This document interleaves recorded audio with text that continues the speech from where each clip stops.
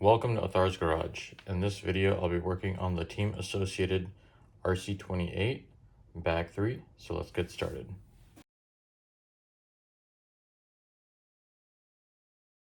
First things first, the bearings are in this bag. We're only going to need 2 of them for this step, so we can set the others aside for now. I would highly recommend getting the Houston RC ceramic bearings, which I have linked in the description below. They're just so much better than stock bearings, but since I'm not building this kit for myself, I'm just going to be using the stock bearings for now. Alright, so we can go ahead and install the bearings. I'm pretty sure they're going to be loose in the rear axle carrier. Usually are. I don't like to put a dot of CA glue like it says in the manual, just because bearings do wear out, and I'm just afraid that you put too much, it gets in the bearings, it doesn't rotate. I just leave it like that.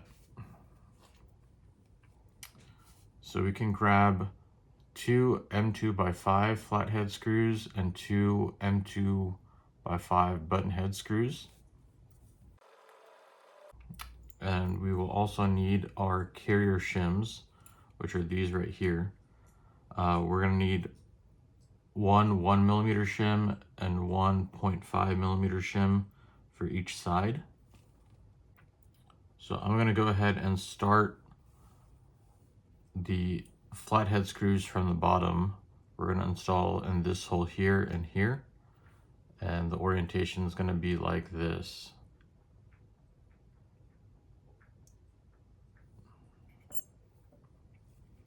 So I'm just going to get the threads started, and then I'll install the carrier shims.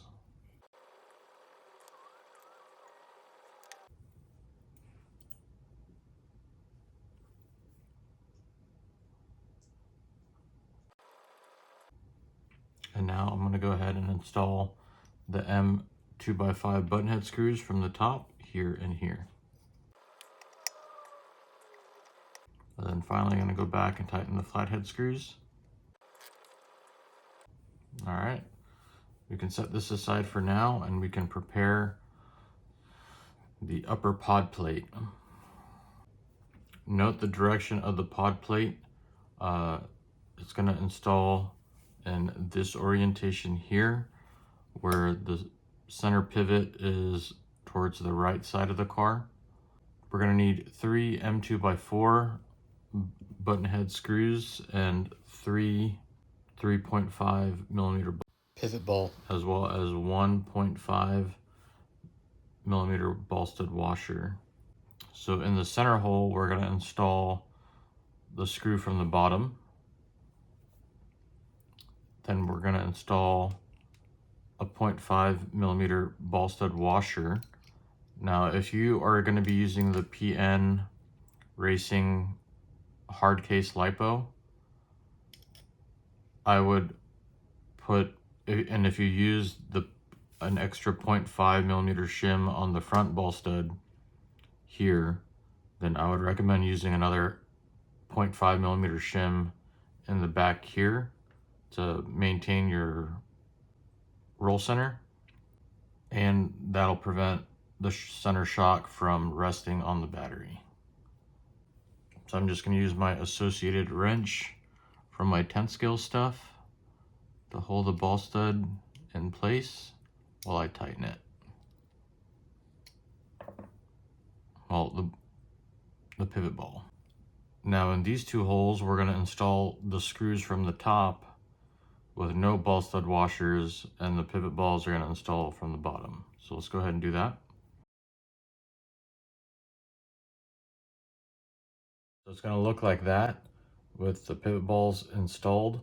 The center shock pivot ball is going to be towards the right side of the car, facing up, and the 2 for the side shocks are going to be facing the bottom. Now we can install this onto the rear pod. We're going to use 2 M2x4 button head screws that are going to install in this hole and this hole, and go into here and here.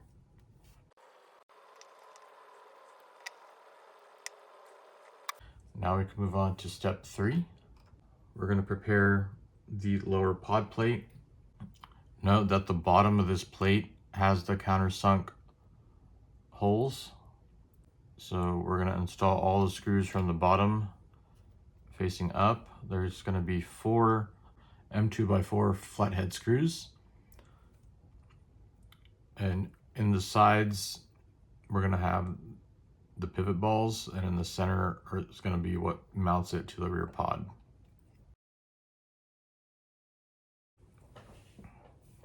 All right, now we can install this onto the rear pod. It's going to line up like so. And we're going to install the 2 M2x4 flathead screws here and here. There we go. Looks like I'm missing the 3.5mm ball stud that goes here. I might just rob it off another car just so I can finish the build. And I'll message Associated to see if they can send me out that part, or if I can get one locally from my local hobby shop. But I have a feeling that it's not in the box.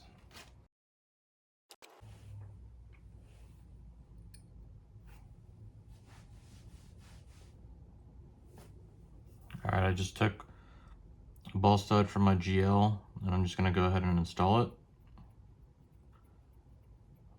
And I'll replace it once I get one from Associated, but this will continue the build.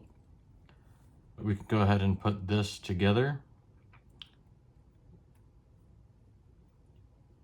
So you just insert the pivot ball into there, and then the side links will pop on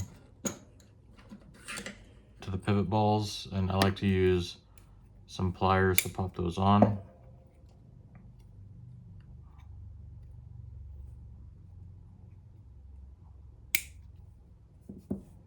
And everything moves nice and free, and we can tighten down the screws and the side links.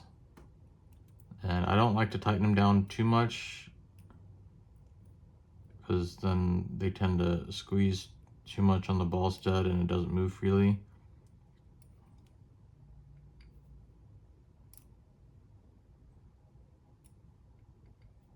And that feels good. I basically tighten it down until I see the head of the screw touch the plastic, and then I call it pretty good there. There we go. Everything moves nice and free like it should. So that's it for bag 3. Thank you for watching. I hope you enjoyed the video. Please like and subscribe if you did. Let me know down in the comments if you have any tips or tricks that would help out the community. Thanks again for watching, and I'll see you all in the next one.